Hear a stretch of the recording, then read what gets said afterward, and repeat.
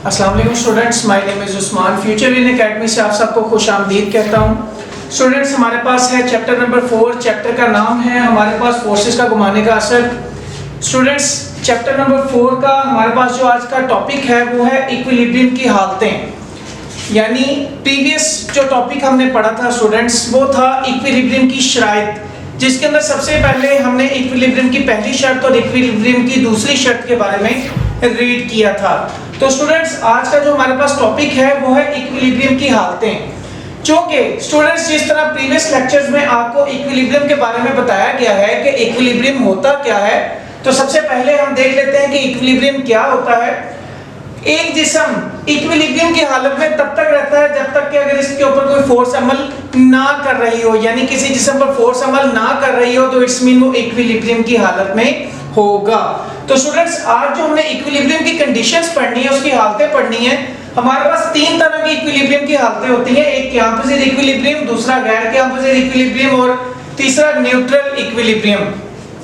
Student, सबसे पहले हम देख लेते हैं, जिस तरह नाम से जाहिर है, कैंपोजिट यानी ठहरा हुआ, यानी कैंपोजिट इक्विलिब्रियम जो कि अपनी कंडीशन स्टेबल रख सकता है। गैर कैंपोजिट इक्विलिब्रियम ये अपनी कंडीशन को स्टेबल नहीं रख सकता। और न्यूट्रल इक्विलिब्रियम का मतलब है अगर कोई भी फोर्स इस पर अमल करे या किसी भी बॉडी को मूव करवाया जाए तो ये अपनी पोजीशन को चेंज कर लेता है। तो स्टूडेंट, सबसे पहले देखते हैं कि गैर कैंपोजिट इक्विलिब्रियम या कैंपोजिट इक्विलिब्रियम या न्यूट्रल इक्विलिब्रियम क्या होता है। सबसे पहले स्टूडेंट्स, हमारे पास है कैंपोजिट इक्विलिब्रियम। अगर किसी जिस्म को थोड़ा सा उठाकर छोड़ दिया जाए तो वो अपनी पहले वाली हालत में वापस आ जाएगा। स्टूडेंट्स, जिस तरह मैंने भी आपको बताया है कि इक्विलिब्रियम यानी कैंपोजिट का मतलब है ठहरा हुआ।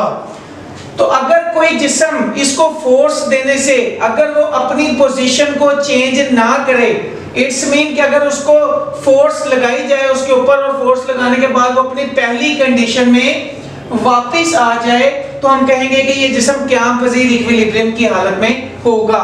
स्टूडेंट्स, अगर हम इसको एग्जांपल से शो करना चाहें तो हमारे पास दो तरह की एग्जांपल है। नंबर 1, मेज पर पड़ी हुई किताब। स्टूडेंट्स, अगर देखा जाए, मेज पर एक किताब पड़ी है आपके पास, अगर आप उस किताब को थोड़ा सा बिल्कुल उठाकर छोड़ दिया जाए तो वो किताब जिस हालत में पड़ी थी वापस अपनी उसी कंडीशन में वापस आ जाएगी। क्योंकि स्टूडेंट्स, एक जगह पर ये फोर्स लग रही है किताब पर, दूसरा ग्रेविटेशनल एक्सेलरेशन की वजह से किताब अपनी असल हालत में वापस आने पर मजबूर हो जाएगी।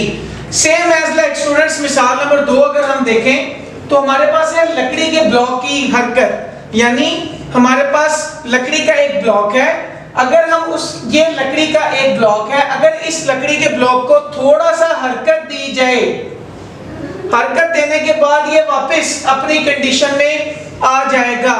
अगर हम इसको ज्यादा उठाएंगे तो स्टूडेंट्स ये अपनी कंडीशन को बरकरार नहीं रख पाएगा। लेकिन अगर चूंकि हम कैंपोजिट इक्विलिब्रियम की हालत पर ज़ेरे गौर हैं स्टूडेंट्स, तो अगर हम लकड़ी के जो इस ब्लॉक को देखा जाए तो इसको हल्की सी मामूली सी हरकत दी जाए और हरकत देने के बाद छोड़ दिया जाए, थोड़ा सा उठाकर छोड़ दिया जाए, तो ये लकड़ी का ब्लॉक मेज पर पड़ी किताब की तरह वापस आ जाएगा। चूंकि हमारे पास कैंपोजिट इक्विलिब्रियम के अंदर जो हमने डेफिनेशन पढ़ी है स्टूडेंट्स, उसमें अगर किसी जिस्म को थोड़ा सा उठाकर छोड़ दिया जाए तो अपनी कंडीशन में वापस आ जाएगा। तो सेम एज लाइक मेज पर पड़ी किताब और लकड़ी का ब्लॉक, अगर इन दोनों को थोड़ा सा उठाकर छोड़ दिया जाए तो ये अपनी कंडीशन में वापस आ जाएंगे। ये दोनों एग्जांपल्स हैं कैंपोजिट इक्विलिब्रियम की। स्टूडेंट्स, अगर हम गैर कैंपोजिट इक्विलिब्रियम को देखें, जिस तरह कैंपोजिट का मतलब है ठहरा हुआ, यानी अपनी कंडीशन में वापस आ जाता है, और गैर कैंपोजिट में जो अपनी हालत को स्टेबल नहीं रख पाता। मीन से अगर हम इसकी डेफिनेशन को देखें तो अगर कोई जिस्म मामूली सा टेढ़ा करने पर छोड़ दिया जाए तो अपनी पोजीशन में वापस नहीं आएगा। इट्स मीन कि अगर इसके ऊपर मामूली सी फोर्स, इवन के जितनी मेज हमने कैंपोजिट में मेज और लकड़ी के ब्लॉक पर लगाई, उतनी मामूली सी फोर्स अगर गैर कैंपोजिट कंडीशन में हम किसी भी बॉडी पर लगाएंगे तो वो बॉडी अपने आप को स्टेबल नहीं रख पाएगी। लाइक अगर हम इसकी मिसाल लेना चाहें स्टूडेंट्स, तो हम एक पेंसिल की एग्जांपल लेंगे। एक पेंसिल को उसकी नोक पर अगर खड़ा कर दिया जाए, सेम लाइक इस तरह, अगर हम इसको मेज पर खड़ा कर दें इसकी नोक पर और छोड़ दिया जाए तो ये कभी भी अपनी कंडीशन को स्टेबल नहीं रख पाएगी और उसी टाइम वहां से गिर जाएगी। इट्स मीन कि मामूली सी फोर्स लगाने पर, मामूली सी हरकत देने पर अगर कोई बॉडी अपनी कंडीशन को बरकरार ना रख पाए तो इट्स मीन हम उसे कहेंगे कि ये गैर क़याम पजीर है, यानी स्टेबल अपने आप को नहीं रख पाया। तो स्टूडेंट्स, उसके बाद तीसरी और आखिरी जो कंडीशन है हमारे पास न्यूट्रल कंडीशन है, न्यूट्रल इक्विलिब्रियम। यानी अगर किसी जिस्म पर अगर कोई भी जिस्म अपनी पहली पोजीशन से हिलाने पर नई पोजीशन पर जाकर ठहर जाए, मींस हमने देखा क़याम पजीर में वो अपनी हालत में वापस आ गया, गैर क़याम पजीर में वो अपनी हालत में वापस नहीं आएगा। अगर न्यूट्रल में देखें तो ये अपनी पोजीशन ही चेंज कर लेगा। लाइक एज अगर हम इसको थोड़ा सा हिलाकर छोड़ दें किसी भी बॉडी को तो ये अपनी पोजीशन को चेंज कर लेगा। तो स्टूडेंट्स, इसमें हमारे पास जो एग्जांपल है वो एक बॉल की एग्जांपल है। अगर एक बॉल को हम मूव करें, एक बॉल को थोड़ी सी हरकत दें तो हम देखेंगे स्टूडेंट्स कि बॉल को हरकत देने के बाद वो वापस अपनी हालत पर नहीं आएगा बल्कि किसी दूसरी जगह पर जाकर ठहर जाएगा, यानी कि वो अपनी पोजीशन को तब्दील कर लेगा।